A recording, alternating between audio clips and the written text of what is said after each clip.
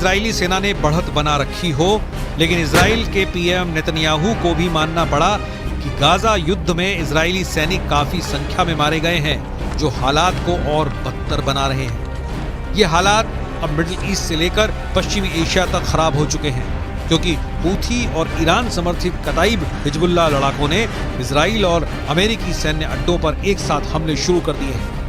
पहले आप ये जान लीजिए कि हूथी और ईरान समर्थित लड़ाकों ने अमेरिका पर कहां-कहां हमला किया है।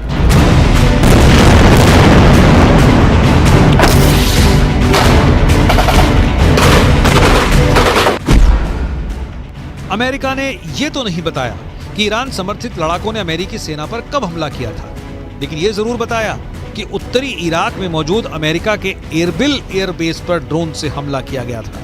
अमेरिकी रक्षा सचिव लॉयड ऑस्टिन के मुताबिक इराक में अमेरिका सैनिकों पर यह हमला ईरान समर्थित कताइब हिजबुल्लाह के लड़ाकों ने किया था।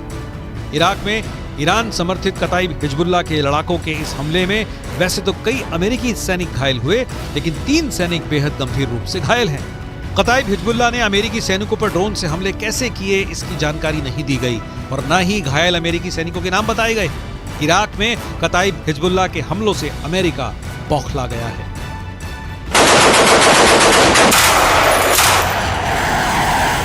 मिडिल ईस्ट से लेकर पश्चिम एशिया तक इजराइल और अमेरिकी सैन्य ठिकानों पर हो रहे हमले साबित कर रहे हैं कि ईरान रूस की शह पर अब जंग में खुलकर कूदने लगा है। हूथी चुन चुनकर समंदर में इजराइल और अमेरिकी जहाजों और टैंकरों पर हमले कर रहा है। यही वजह है कि अब अमेरिका ने ईरान के कताइब हिजबुल्लाह के लड़ाकों पर ऐसा भीषण हमला किया है, जिसकी वजह पश्चिम एशिया में जंग तेज होने के दावे किए जाने लगे हैं। हम आपको बताते हैं कि अमेरिका ने ईरान के कताइब हिजबुल्लाह लड़ाकों पर जोरदार एयर स्ट्राइक की है। जरा देखिए कैसे। अमेरिकी रक्षा सचिव लॉयड ऑस्टिन के मुताबिक अमेरिकी सेना ने ईरान समर्थित कताइब हिजबुल्लाह पर भीषण हवाई हमले किए हैं। कताइब हिजबुल्लाह पर अमेरिका ने ये हमले इराक और सीरिया में किए हैं। सोमवार यानी 25 दिसंबर को अमेरिकी सेना ने कताइब हिजबुल्लाह पर हमला किया था। लड़ाकू विमानों और मिसाइलों से ईरान समर्थित कताइब हिजबुल्लाह लड़ाकों के 3 ठिकानों को अमेरिकी हमले में तबाह करने का दावा किया गया है। खबर के मुताबिक अमेरिकी सैनिकों के घायल होने के बाद राष्ट्रपति जो बाइडेन ने ईरान समर्थित मिलिशिया समूहों के खिलाफ जवाबी कार्रवाई का आदेश दिया था, जिसके बाद ये हमले किए गए। अमेरिकी सैन्य बलों ने इराक में कताइब हिजबुल्लाह और कई समूहों की ओर से इस्तेमाल की जाने वाली 3 ठिकानों पर हमले किए। ये सटीक हमले इराक और सीरिया में अमेरिकी अधिकारियों के खिलाफ ईरानी प्रायोजित मिलिशिया हमलों का जवाब है। कताइब हिजबुल्लाह सरीखे समूहों ने एरबिल एयरबेस पर हमला किया था।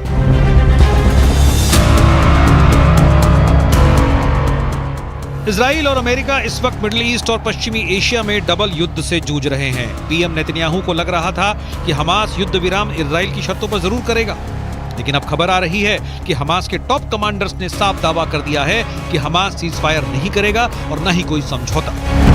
वो आखिरी दम तक जंग करेगा।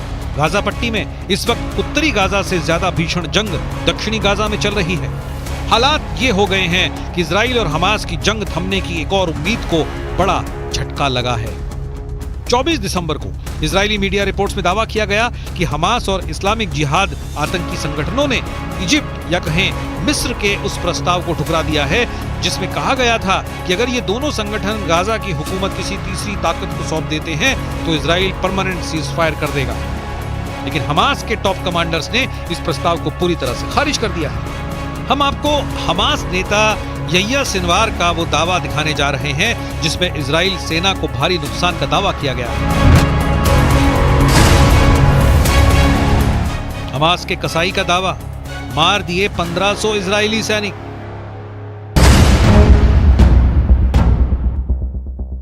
इजराइल की मीडिया रिपोर्ट के मुताबिक हमास के टॉप नेता और कमांडर यहिया सिनवार ने दावा भी किया कि हमास की सैन्य शाखा अल कसम ब्रिगेड ने 5000 से अधिक इजरायली सैनिकों को निशाना बनाया और उनमें से करीब 1500 इजरायली सैनिकों को मार डाला है। हालांकि ऐसा कोई आंकड़ा इजराइल की ओर से जारी नहीं किया गया है। हमास नेता सिनवार ने इजरायली सैन्य उपकरणों को नष्ट करने की संख्या के बारे में भी बढ़ा चढ़ाकर दावा करते हुए कहा कि हमास ने 750 इजरायली सैन्य वाहनों को तबाह कर दिया है। सिनवार ने इजराइल का जिक्र करते हुए कहा कि उसके कब्जे को मान लेने की शर्तों पर कभी समझौता नहीं होगा और न ही हमास कभी सरेंडर करेगा। दूसरी तरफ इजराइल के प्रधानमंत्री बेंजामिन नेतन्याहू ने गाजा का दौरा किया है और साफ शब्दों में कहा कि हम फिर साफ कर देना चाहते हैं कि इजरायली सेना इस जंग को तब तक बंद नहीं करेगी जब तक वो गाजा में मौजूद हर आतंकी संगठन का कब्जा खत्म नहीं कर देती। אמש שוחחתי שוב עם הנשיא ביידן. אני מעריך את עמדתה האיתנה של ארצות הברית במועצת הביטחון, עמדה שתומכת במאמץ המלחמתי שלנו. אמרתי אתמול לנשיא ביידן שאנחנו נילחם עד לניצחון המוחלט. ייקח כמה זמן שזה ייקח. हालांकि इजराइल के भीषण हमलों से गाजा लगभग तबाह हो चुका है। जरा देखिए फलस्तीनी किस हालात में पहुंच चुके हैं। इजराइल के ऑपरेशन स्वॉर्ड ऑफ आयरन के तहत इजराइल ने सबसे ज्यादा भीषण हमले उत्तरी गाजा में किए हैं। साल 2023 में गाजा पट्टी में हुए इजरायली हमलों में अब तक 1 लाख से ज्यादा इमारतें गाजा में तबाह हो चुकी हैं। उत्तरी गाजा की लगभग 11 लाख की आबादी में से 85% फलस्तीनी हमास समर्थक भाग चुके हैं। ज्यादातर फलस्तीनी उत्तरी गाजा से दक्षिणी गाजा की तरफ भागे हैं। इजराइल की IDF का दावा है कि उसने 7 अक्टूबर से अब तक 22,000 से अधिक टारगेट्स पर हमला किया है और उन्हें तबाह कर दिया है। 80 दिनों से ज्यादा की जंग में इजराइल ने हमास के हर उस ठिकाने को तबाह किया है जहां से हमास या तो हमला कर रहा था या फिर उसके लड़ाके छिपे हुए थे।